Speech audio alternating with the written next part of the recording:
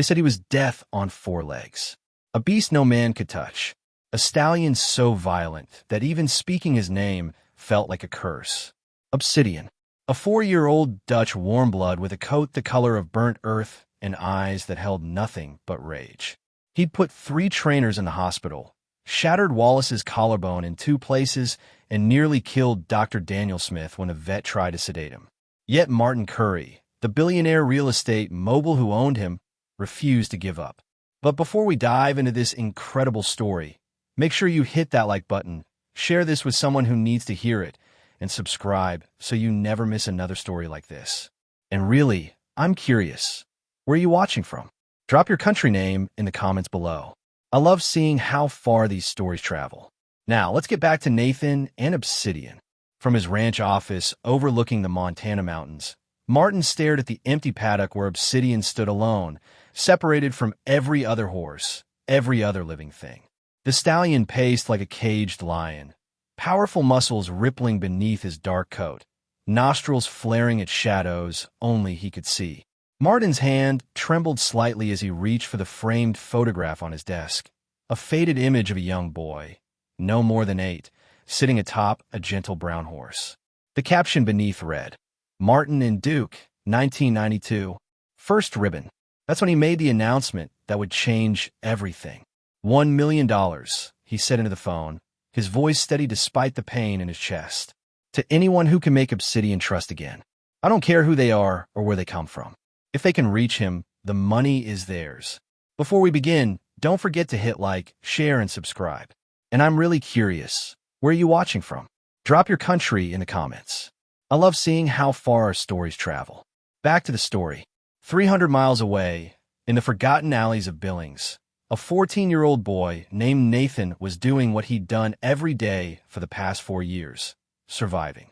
He had no home, no family, just the clothes on his back and memories of a life that felt like it belonged to someone else. For years ago, his family had owned a small farm. Nothing fancy, just 20 acres and a handful of horses his father trained with patience and quiet hands. Nathan could still hear his father's voice. Never force them, son. Fear makes them dangerous. Respect makes them loyal. Then the farm owner, a cruel man named Dixon, raised a rent beyond what they could pay. When Nathan's father couldn't make the payment, Dixon took everything. The land, the horses, even the house. Nathan's parents had died in a car accident 6 months later, broken and defeated, leaving him alone at 10 years old. He'd been on the streets ever since, moving from shelter to shelter, town to town, learning to be invisible. But one evening, huddled near a diner's back door, hoping for scraps, he overheard 2 ranch hands talking. "Curry's lost his damn mind," one said, shaking his head. $1 million for someone to fix that killer horse of his. "Obsidian. Thing's a monster," the other snorted. "I heard he rears up at the sound of thunder, goes absolutely insane. Nearly trampled Douglas to death last week. That horse is broken beyond repair. Why doesn't he just put it down?" Cause Curry rescued him from some racing operation downstate. They beat that horse near to death. Curry thinks he can save him, but all the money in the world can't fix what's been broken that bad. Nathan's heart stopped. He knew that kind of broken. He'd seen it in the horses at Dixon's farm when the old man would take his anger out on them with whips and chains. He'd felt it in himself every time someone looked through him like he didn't exist, every time he was shoved away from a door, every time the world reminded him he was worthless. That night, sleeping under a bridge with rain drumming on the concrete above, Nathan made a decision. He didn't know if he could help this stallion, but he had to try. Because maybe, just maybe, if he could reach a horse everyone had given up on, it would mean he wasn't beyond saving either. It took Nathan 5 days to make it to the Curry Ranch on foot, hitching rides when he could, walking when he couldn't. His feet were blistered, his stomach empty, but when he finally stood before the massive iron gates with Curry Estate emblazoned across them, he felt something he hadn't felt in years. Purpose. The guard, a thick-necked man with suspicious eyes, looked him up and down with disgust. "Lost kid." "No, sir. I heard about the horse. Obsidian. I want to try to help him." The guard laughed, a harsh, mocking sound. "You? You're just a homeless kid. What do you know about horses?" He waved Nathan away. "Get out of here before I call the sheriff." Nathan didn't move. Please, just let me try. One chance. Not happening. Now, beat it. But Nathan didn't leave. As the sun set over the Montana mountains, he found a spot just outside the fence line, beneath a massive cottonwood tree, and he sat down. When darkness fell, he lay on the cold ground and closed his eyes, but he didn't sleep. He stayed. The next morning, the guard found him still there. You still here? I told you to leave. I'm not on your property, Nathan said quietly. I'm just waiting. The guard cursed and walked away. But Nathan stayed. Through the second day, the second night, and into the third morning. Douglas, the estate manager, came out personally on the fourth day, a tall man with silver hair and a stern face. Son, this is foolish. You're going to freeze out here, and for what? You really think you can do what trained professionals couldn't? Nathan looked up at him with eyes far older than 14. I know what it's like to be hurt so bad you can't trust anyone. I think he does too. I just want to try. Douglas studied him for a long moment, then sighed. Wait here. 20 minutes later, a black Range Rover pulled up to the gates. The door opened, and Martin Curry himself stepped out. He was tall, broad-shouldered, with the kind of presence that came from building empires. But his eyes were tired, haunted by something Nathan recognized: loss. Martin walked to the fence and looked down at the boy who'd been camping outside his property for 4 days. You're the one who won't leave. Yes, sir. Why? Nathan stood, brushing dirt from his worn jeans. Because nobody else could reach him, and maybe that means someone different should try. Someone who knows what it's like to be scared and angry and alone. Martin's jaw tightened. For a moment, he said nothing. Then, you understand this horse has hurt people? Badly. Yes, sir. And you still want to try? I have to. Martin looked at Nathan, really looked at him, and saw something that reminded him of the boy in the photograph on his desk. The one who'd loved a horse named Duke before the world taught him to love money instead. Tomorrow morning. Sunrise. One chance. Martin's voice was firm, but not unkind. If you get hurt, that's on you. Understood. Nathan nodded. Understood. The next morning arrived cold and sharp, the Montana sky painted in shades of gray and gold. Nathan stood at the edge of the main paddock, his breath forming small clouds in the frigid air. A dozen people had gathered to watch: Douglas, Dr. Smith, Wallace with his arms still in a sling, ranch hands who'd come to see the homeless kid get trampled, and Martin Curry standing apart from everyone, his arms crossed, his face unreadable. And then there was Obsidian. The stallion stood at the far end of the paddock, a magnificent and terrible sight. His coat gleamed like polished mahogany in the early light, muscles coiled tight beneath his skin. His ears were pinned flat against his skull, his eyes wild and rolling.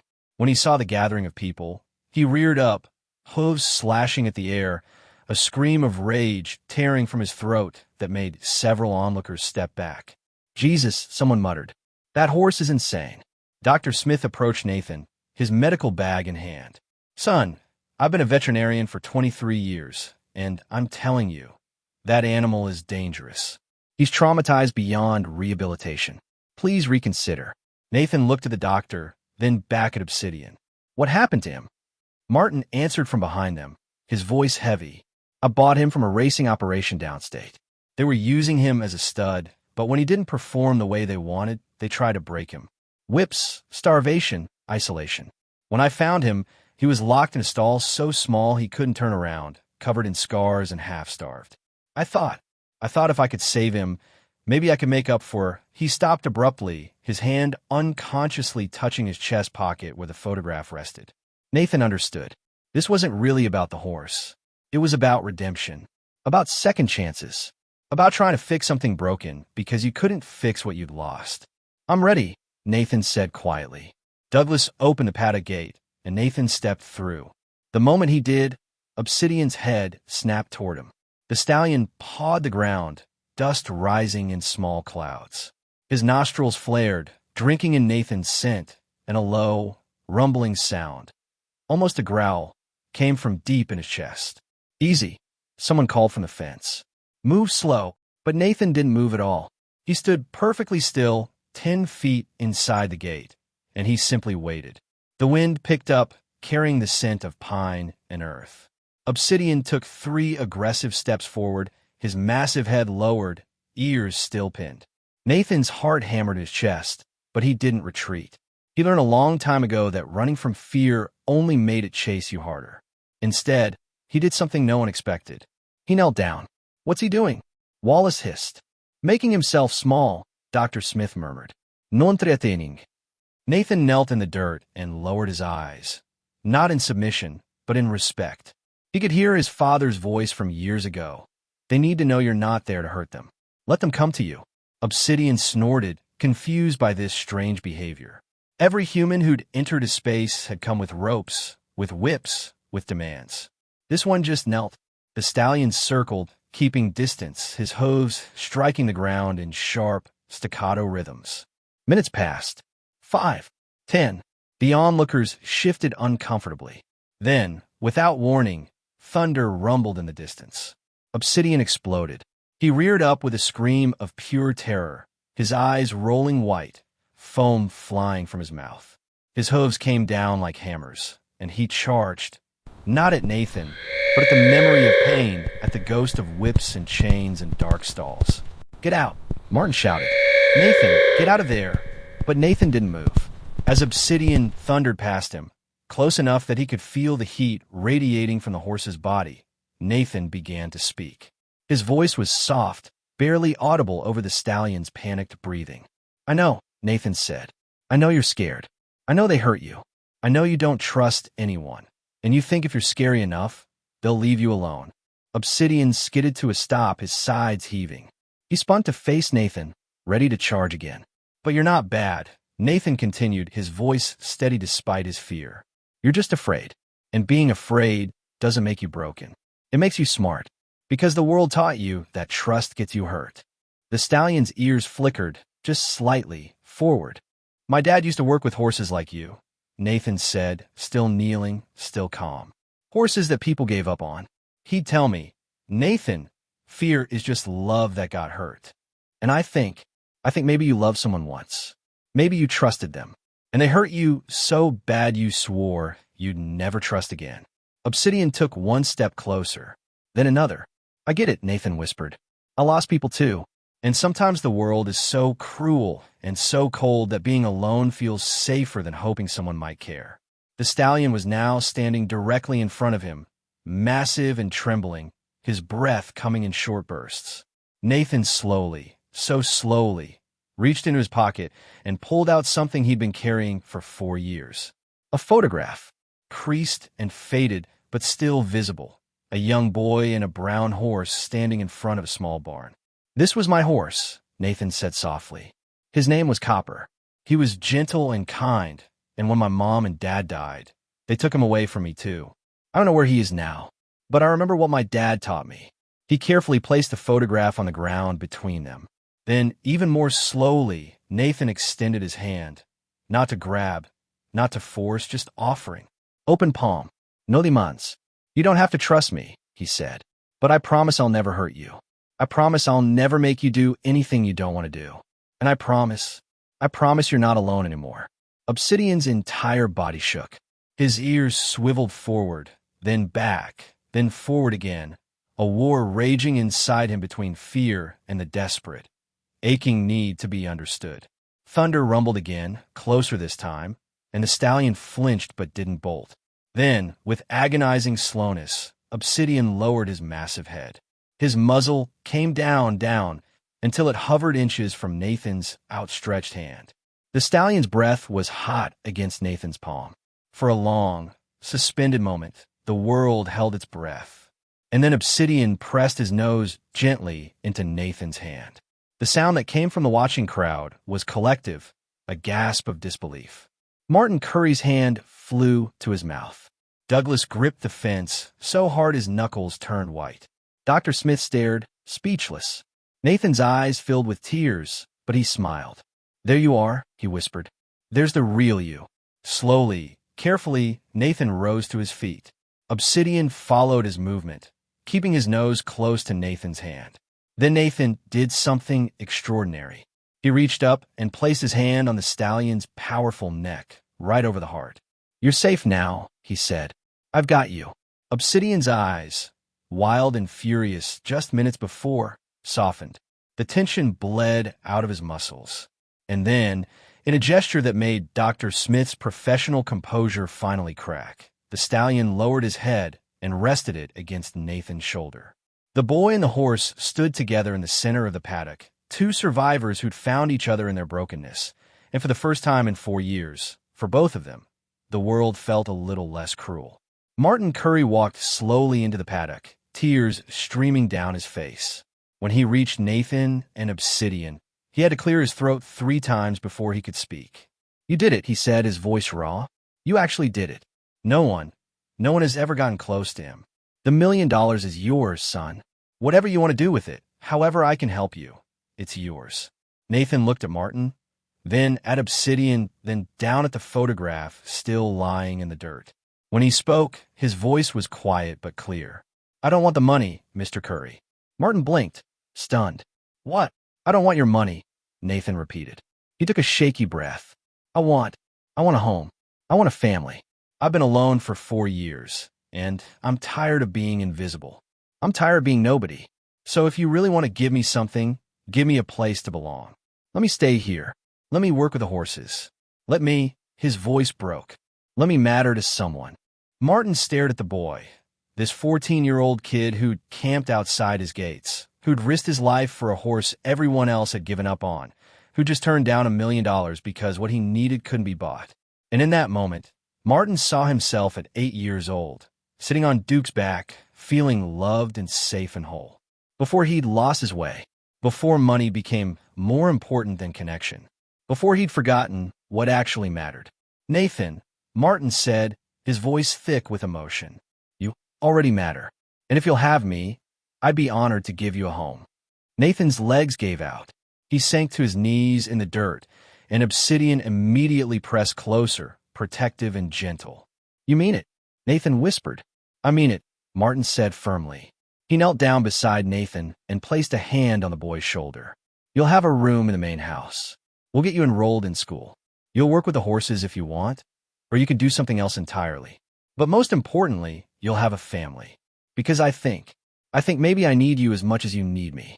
Douglas approached quietly, his stern face softened. "The guest room overlooks the east pasture," he said gruffly. "Best sunrise view on the property. We'll have it ready by tonight." Dr. Smith smiled through his own tears. "I could use an apprentice if you're interested in learning about animal care." Even Wallace, his arms still in a sling, nodded grudgingly. "Kid's got more courage than sense. But hell, I respect that." That evening, as the sun set over the Montana mountains, painting the sky in shades of amber and gold, Nathan sat in a real bedroom for the first time in 4 years. The bed was soft, the blankets warm, and through the window, he could see the east pasture where Obsidian grazed peacefully, no longer isolated, no longer alone. Martin knocked gently on the doorframe. "Can I come in?" Nathan nodded, and Martin sat beside him on the bed. For a moment, neither spoke. Then Martin pulled the old photograph from his pocket, the one of him and Duke. "I bought Obsidian because he reminded me of this horse," Martin said quietly. "Duke was my best friend when I was your age. But when my father's business started struggling, he sold Duke to pay debts. I begged him not to, but he said, 'Son, you can't eat sentiment. Money is what matters.' I spent the next 30 years proving him right. I built an empire. I made billions. But I forgot what it felt like to actually care about something that couldn't be measured in dollars." He looked at Nathan. "You reminded me, not just Obsidian, you. When you said you didn't want the money, that you wanted a family, you reminded me what I'd lost." Nathan's eyes glistened. "I didn't fix Obsidian, Mr. Curry. I just understood him." Martin smiled sadly. "And maybe I didn't save him. Maybe he was never broken in the first place, just scared and hurting, waiting for someone to see past the fear." He put his arm around Nathan's shoulders. "Just like you. Just like me." That night, Nathan fell asleep with Obsidian visible through his window, standing guard over the pasture like a dark sentinel. And down the hall, Martin Curry sat in his office, looking at the photograph of Duke one last time before carefully placing it in a drawer.